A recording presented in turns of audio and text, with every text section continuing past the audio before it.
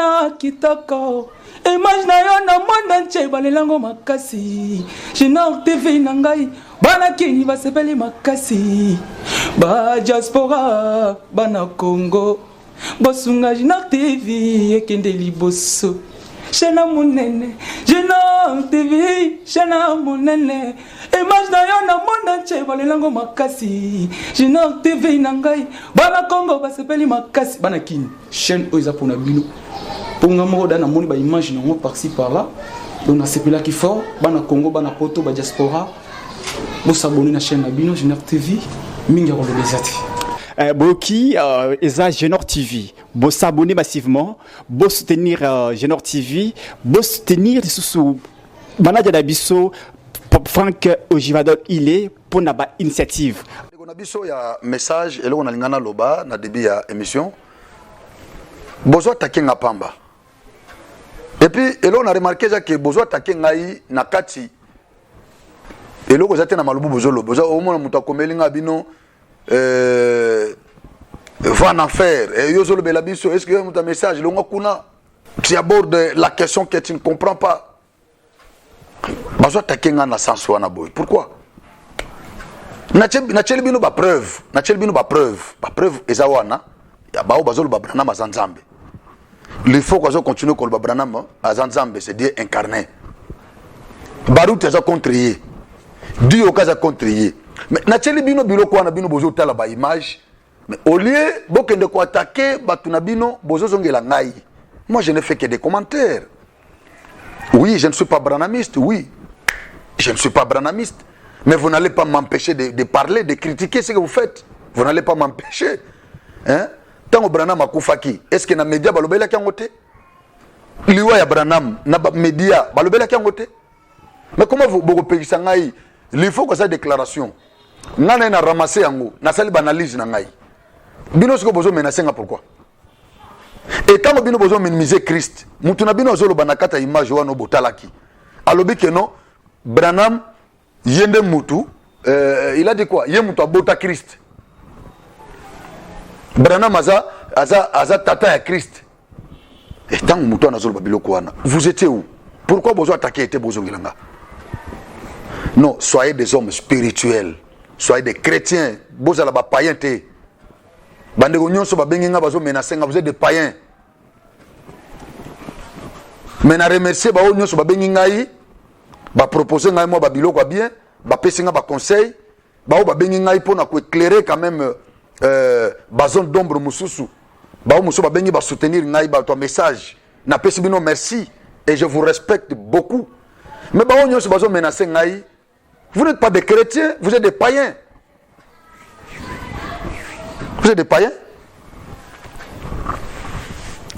vous êtes des païens. Comment Moutou Sali quand vous attaquez mais vous attaquez bateau basa la commentaire. Vous voulez quoi qu'on vous laisse? Vous vivre dans monde na bino moko bateau basate ou bien denis. Et puis ce Moutou lobby, oh non, vous ne comprenez pas. Écoutez, vous me parlez de quoi? Qu'est-ce que moi je comprends pas? Les 7 sauts, je maîtrise ça très bien.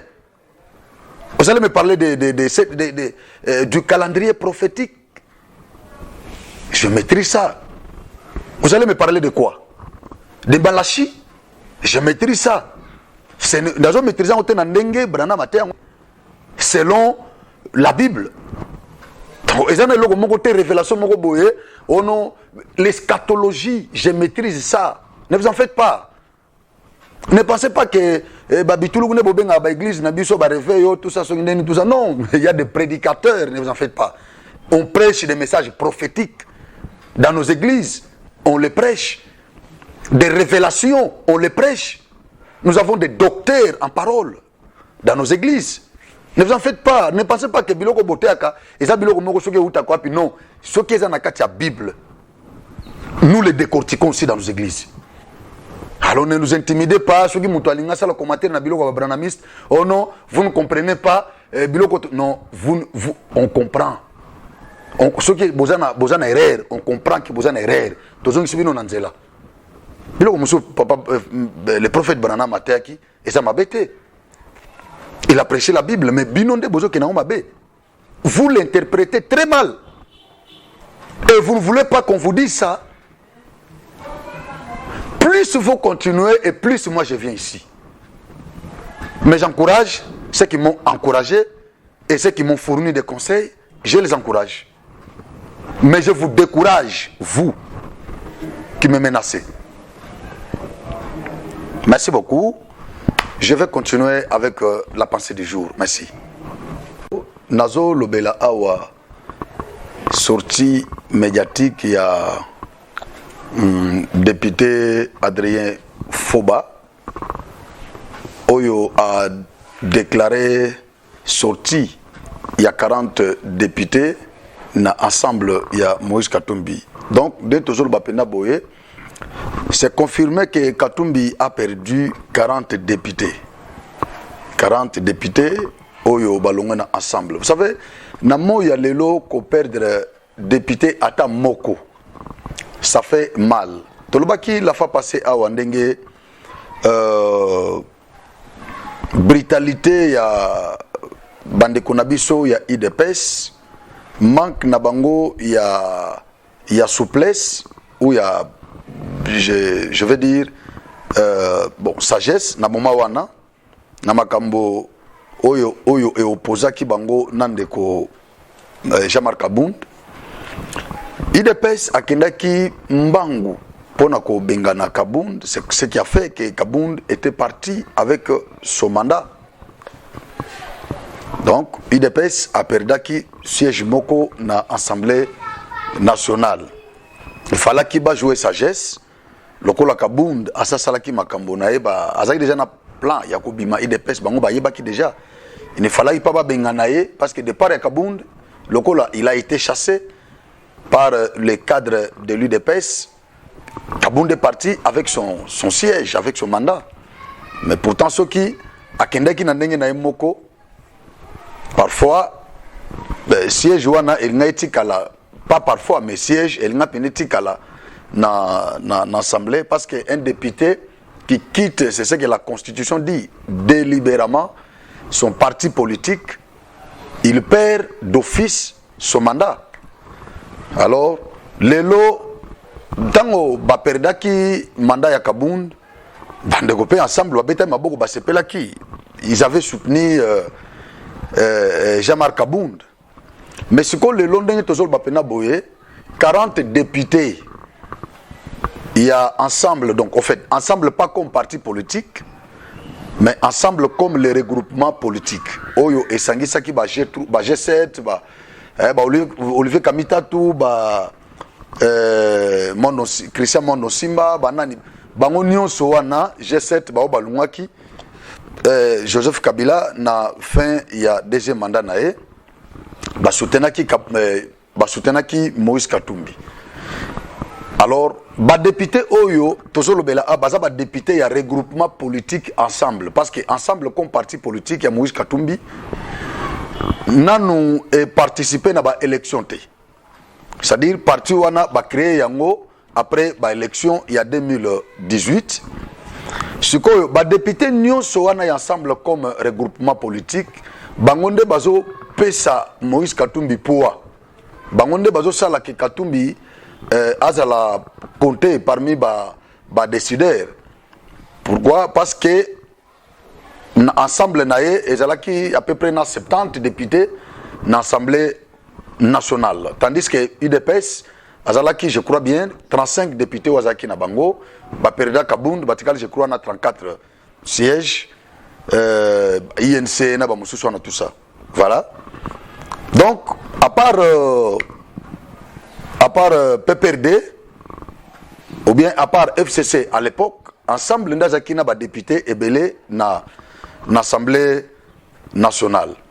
Mais awa tozo loba, bon, en fait, il y a un coup salaki qui ensemble azoba ministère ebele tango ba créer union sacrée na partage ya pouvoir bazwa ki ba ministère ebele koleka ba parti mosusu. Pourquoi? Parce que ils avaient beaucoup de sièges.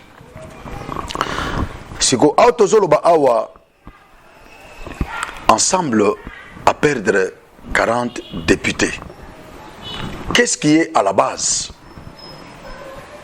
Je peux dire encore qu'il y a manque, il y a sagesse, il y a maturité politique, il y a des dirigeants, il y a ensemble, d'abord ensemble comme parti politique et ensemble comme regroupement. oza chapeauté na Moïse Katumbi. Moïse Katumbi azongaki na Congo, boyebi histoire très bien comment Moïse Katumbi était rentré au Congo. Il était en exil. Kabila atindaki na exil forcé. Mais tant Félix Tshisekedi a eu pouvoir, nde Katumbi ouazaki en exil a kozonga na Congo.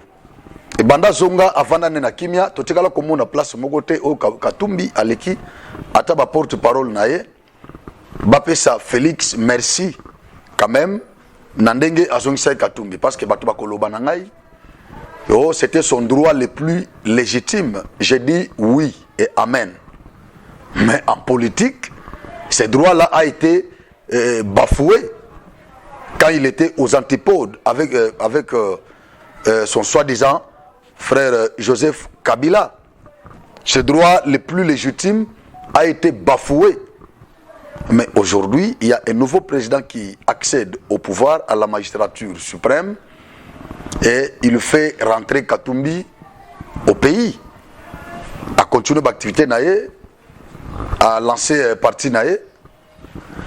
Mais Katumbi oyo alobaki na début tangoyaki asengaki na ba Fayulu ba bazaki vraiment radicaux ba Fayulu ba Mbemba ba Muzito asengaki bango lobino lokola na zongi na ko proposer na bandeko na ngai to kende ko kutana na chef de l'État. C'est notre frère. To bundaki nae azu pouvoir. Alors to kende ko kutana nae comme ça to solo là. Et puis ngai naponi nanga ko sala opposition républicaine et non opposition radicale. Pendant que Fayulu lui voulait faire l'opposition radicale, lui et Mozito. Mais Katumbi asengaki bango basala opposition républicaine parce que opposition radicale sous un régime d'un démocrate, je crois que vous a plasté parce que ce qui radicalisme et foutaki Papa Etienne et comme ça qui est populaire, c'est parce que c'était sous le régime dictatorial de Mobutu, de Mouzé Laurent Désiré Kabila et de Joseph Kabila. Lokola baba presque baba droit est belé, hein, les droits, beaucoup de droits de l'homme ont été bafoués sous ces régimes susmentionnés. C'est comme ça que cette opposition radicale avait beaucoup de succès et avait attiré beaucoup de gens autour de ces leaders maximes. En l'occurrence, Papa Etienne Tshisekedi Ouamulumba, Thérèse Mémoire. Il défendait la liberté d'expression. Il défendait la liberté de manifestation. Il défendait toutes ces libertés-là, tous ces droits-là qui sont inhérents à la vie humaine. Mais comme ceux qui étaient au pouvoir étaient des dictateurs, c'est comme ça qu'il était malmené. C'est ce qui a fait aussi qu'il ait le soutien de la population.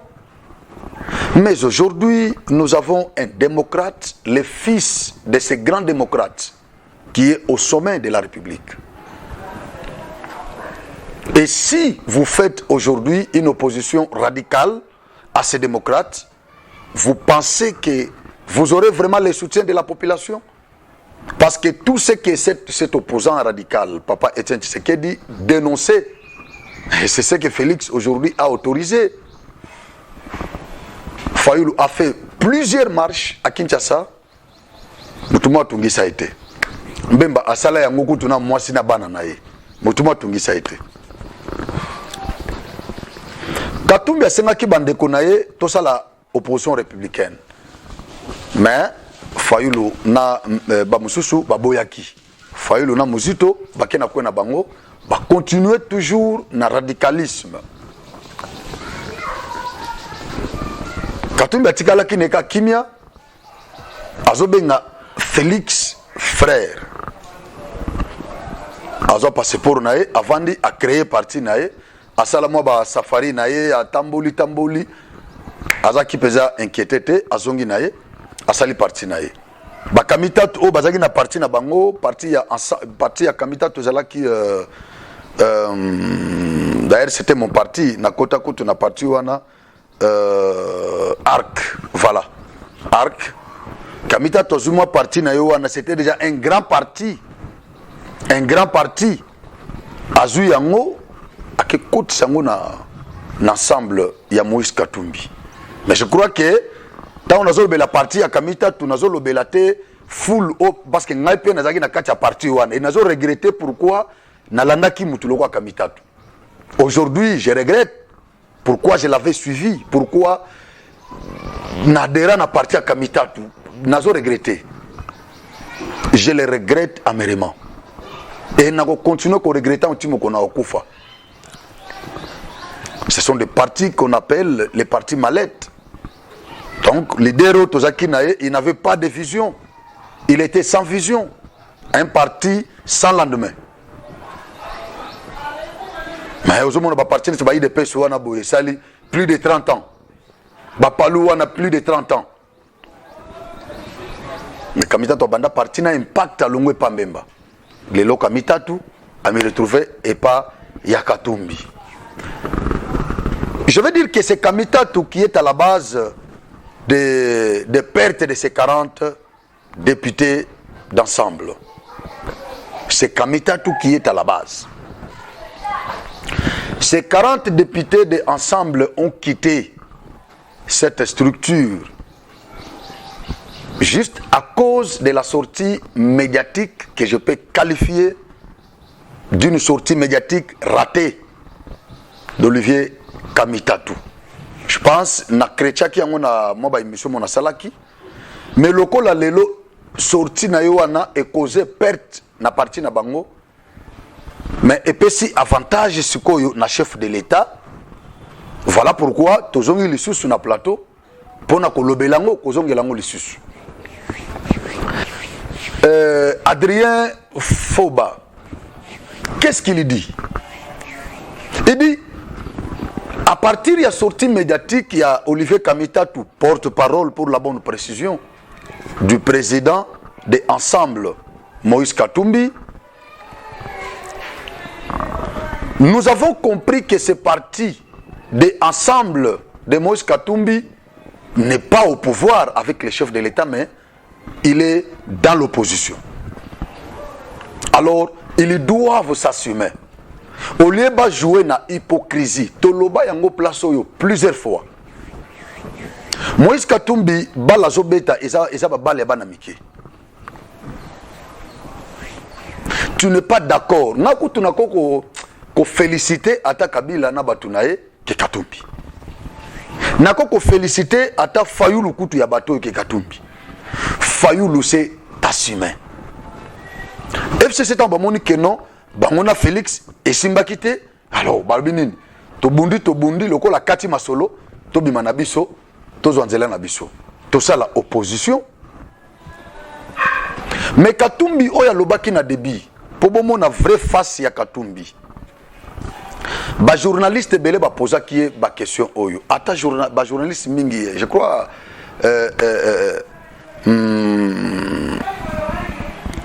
chaîne oyo ba français oyo TV5 Monde.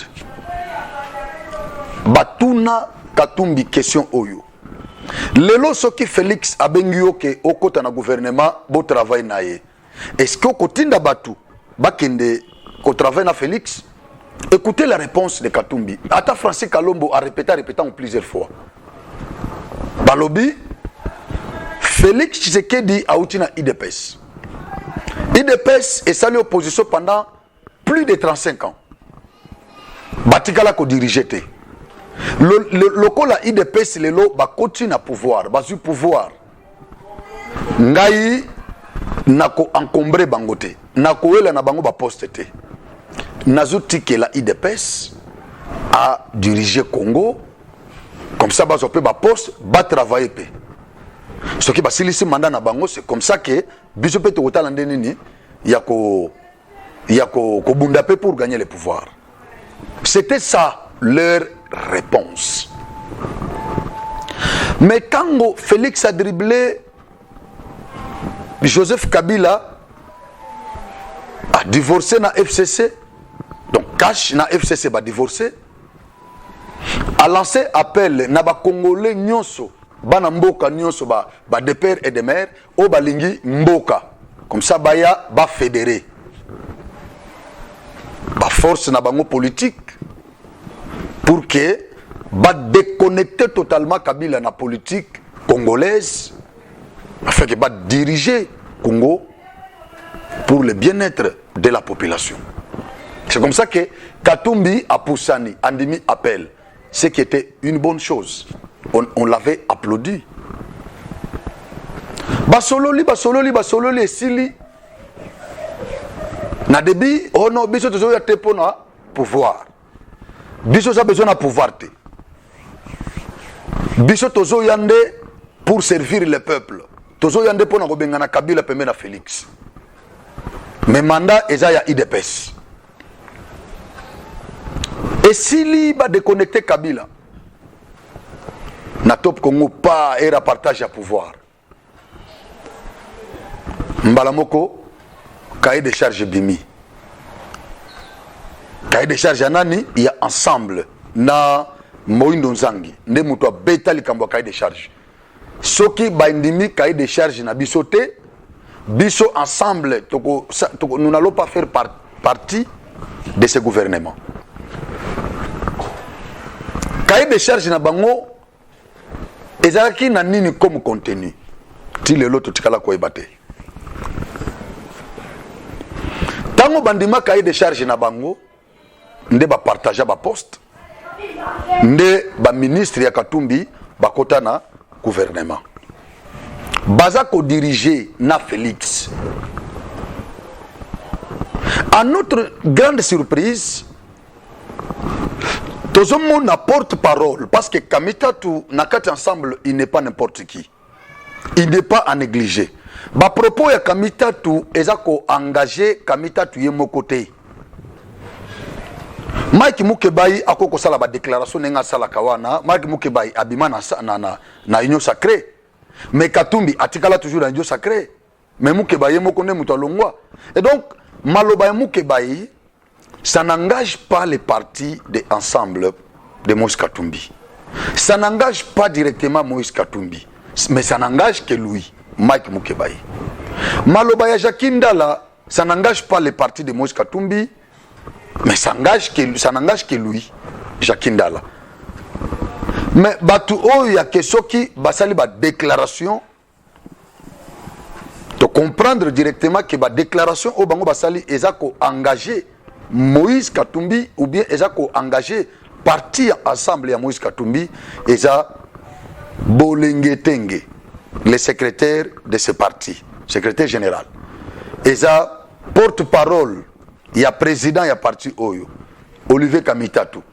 Eza Francis Kalombo, azaraso porte-parole adjoint. Baton a tangi misa tout, soki basali déclaration wana eza ko négligé. Ils ont engagé directement les partis. Naïbite soki Olivier Kamitatu était piqué par quelle mouche à l'occasion de rien. Abimi a sali ba déclaration pour attaquer parce que il a attaqué farouchement, clairement les chefs de l'État, Fatou Béton. Malgré qu'Atanga qui combo n'a été, mais sortie médiatique, il y a Olivier Kamitatu. Mouto Azolo Belana Katiwana, c'est Félix Tshisekedi Tshilombo. Naomi, la fois passée, je ne voulais pas balancer cette vidéo, mais je me sens vraiment obligé maintenant de la balancer pour comprendre pourquoi les députés au Balongwe, est-ce que Bazan a tort, bien Bazan a raison. Quand on a dit que l'homme politique Nabiso, Babundakate, il ne roule pas pour le peuple. Bazo Bundate pour l'intérêt général. Mais ce qui Bazo Bunda, à ta déclaration au Ibokolanda, ya Kamitatu. Makamonio sa lobiwana, malgré que atangi peuple wana, ce n'est pas nous. Peuple wana, eza Kamitatu, eza Moïse, eza Français Kalombo, eza famille na bango. Naba occidentaux côté bakene luka pouvoir kuna nde peuple bango balobelaka. C'est pas nous. Parce que nous ne sommes pas d'accord, nous ne sommes même pas concernés, ni de loin, ni de près. Nasengi na Naomi a balancé moi parti wana. Bolanda makambo yo kabita to loba contre Félix ou aloba qui contre Félix, c'est ko bino moko bo juger. Est-ce que ba député bazana raison ou bien bazana raison té? Bino monde bo juger ngo. À la veille des élections générales, de très graves incertitudes assombrissent l'horizon de notre pays. Il s'agit notamment de l'insécurité endémique dans les provinces de l'Est. L'occupation prolongée de Bunagana par le M23 est de plus en plus préoccupante. Tout comme les massacres perpétrés chaque jour dans l'indifférence générale par les EDF dans le grand nord du Kivu et en Ituri. À l'ouest, aux portes même de notre capitale, la recrudescence des violences dans le Mai-Ndombe et le Kwilu menace très sérieusement la paix. Dans toutes les grandes villes, l'insécurité grandit. Les revendications sociales se multiplient. Elles sont souvent durement réprimées. Médecins, fonctionnaires, professeurs d'université se retrouvent régulièrement dans la rue. Le tableau général est sombre. Partout, l'autorité de l'État est menacée. Plus rien ne rassure les Congolais. Dans ce contexte, notre population est de plus en plus impatiente de désigner dans des élections libres, démocratiques, transparentes et inclusives ses futurs représentants à tous les niveaux. C'est pourquoi c'est à la satisfaction générale que M. Kadima, le président de la CENI, a rejeté le vote électronique et porté son choix sur le vote semi-électronique avec bulletin papier comme en 2018. Ainsi que sur la publication immédiate des résultats dépouillés bureau de vote par bureau de vote. Désormais, il nous faut tous nous préparer à la grande campagne d'enrôlement des électeurs dont le démarrage est prévu en décembre prochain. Pour éviter un nouveau chaos électoral, il est crucial d'être fixé dans les meilleurs délais sur le calendrier électoral. Les autorités du pays doivent savoir que notre population ne transigera plus avec leur maintien au pouvoir au-delà de la fin de leur mandat tel que prévu par la Constitution. Tout le monde est pressé d'en finir avec la faim, la misère, le chômage, l'injustice et la peur du lendemain. Il est donc impérieux que les élections se tiennent dans les délais. Il est hors de question de prolonger indûment des mandats qui seraient expirés. Soyons clairs, pas une minute de plus ne doit être accordée à ceux qui sont censés nous représenter au-delà de la limite fixée par notre Constitution. Voilà. Je crois Bolandi Maloba, il y a Olivier Kamitatu. Vous comprendre que Ndeko Kamitatu, il est dans l'opposition. À partir de Makambo Zoloba. Et donc, Adrien Fobas, député, il a pleinement raison. Il a pleinement raison. La déclaration, il y a autant Kamitatu Zoloba que notre population est impatiente de lire ces nouvelles dirigeants. Je ne sais pas, il s'agit là de quelle population? Est-ce qu'il s'agit vraiment de nous? Je dis non. Il ne s'agit pas de nous. Parce que pendant que nous sommes ici, ça brille à l'est. Ça brille à l'est.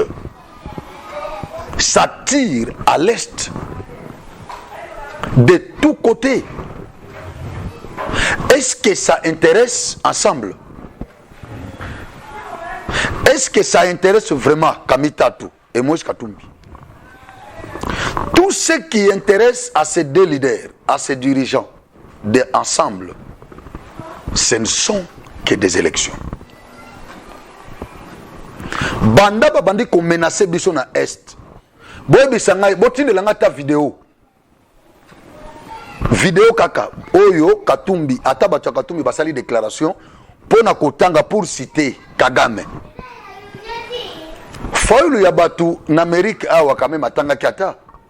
Il a condamné Kagame, il a cité même les noms. Muzi tokuti n'en parlons même pas. Ya batu lo bagane kuti que no to attaquer Kagame. Rwanda.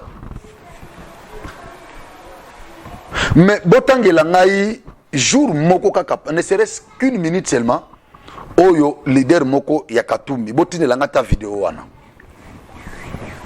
oyo atangi mbala moko Kagame directement comme ça que Kagame c'est lui qui nous agresse.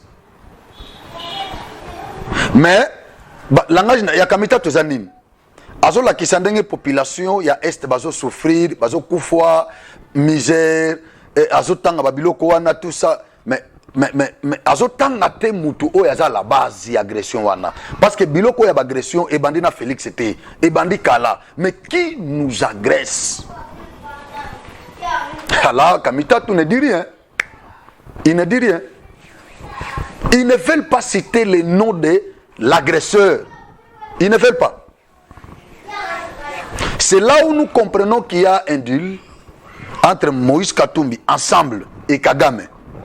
C'est-à-dire, on dirait ces gens-là roulent pour Kagame, ici au Congo, et non pour le peuple.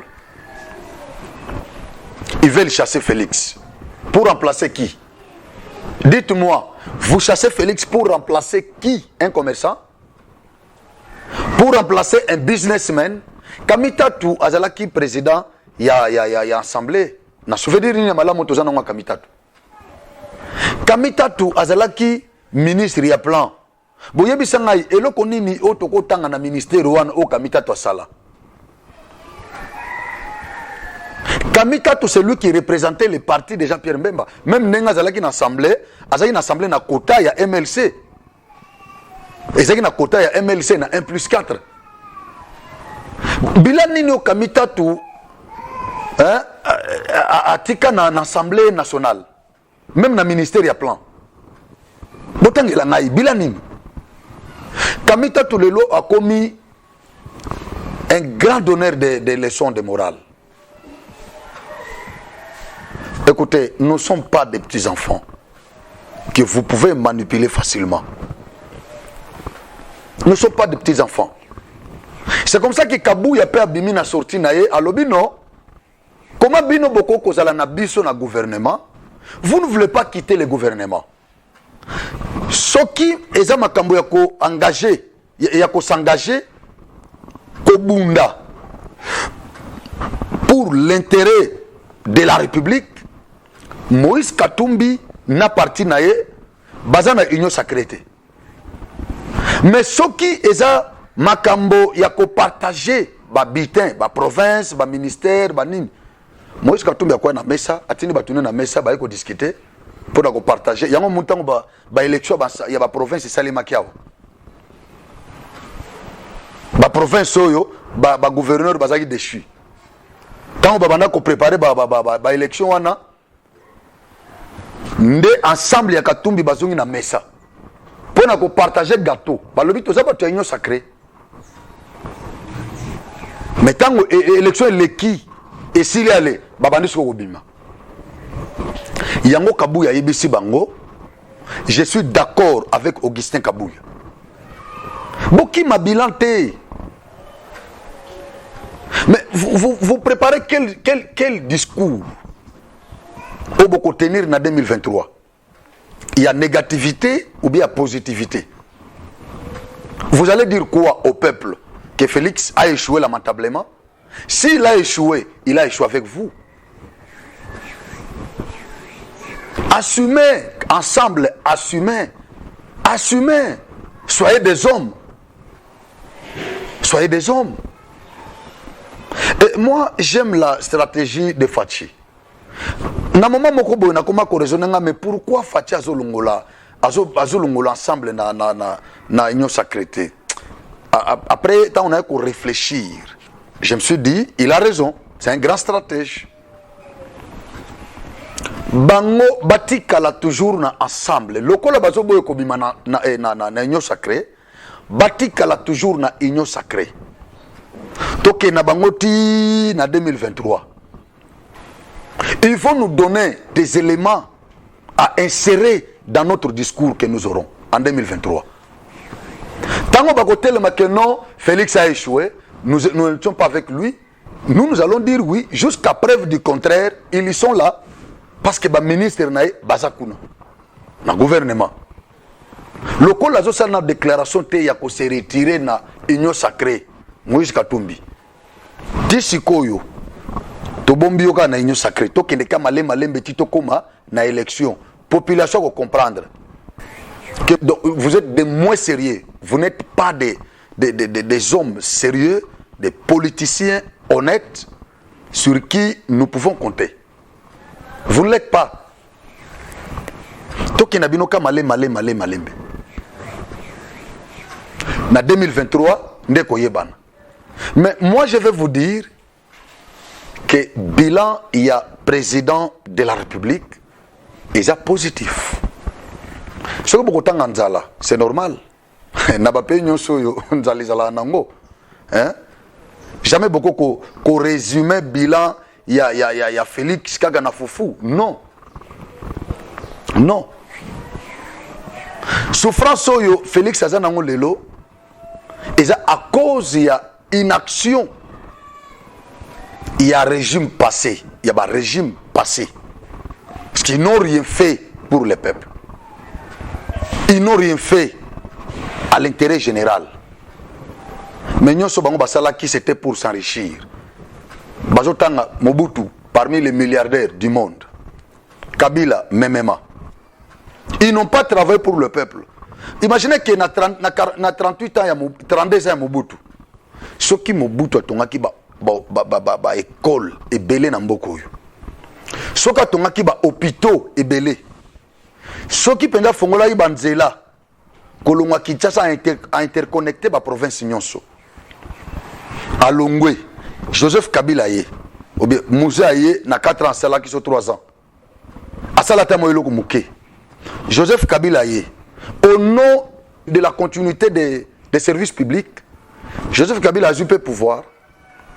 Na 18 ans, à Bakissi ba école, à Bakissi ba hôpital.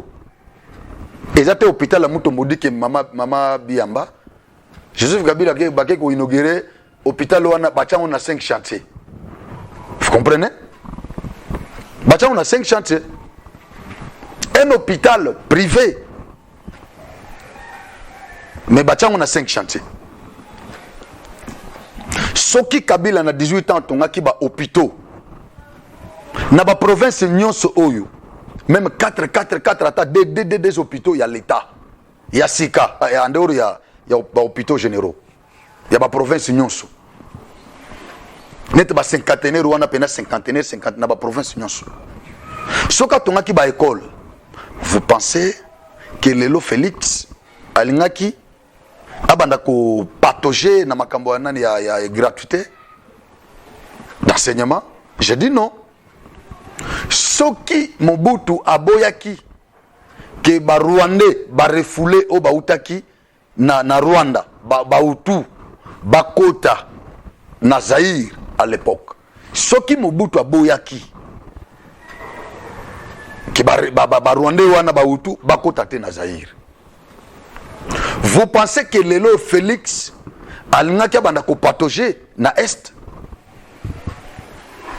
Vous pensez que Lelo yo échec ya Est wana bolinga bozongo pena botangela ngo Félix Lelo? Soki Kabila asilisaki bitumba ya Est pendant 18 ans asilisi bitumba ya Est. Est-ce que Lelo bolinga boloba que Félix a échoué, état de siège échoué na Est?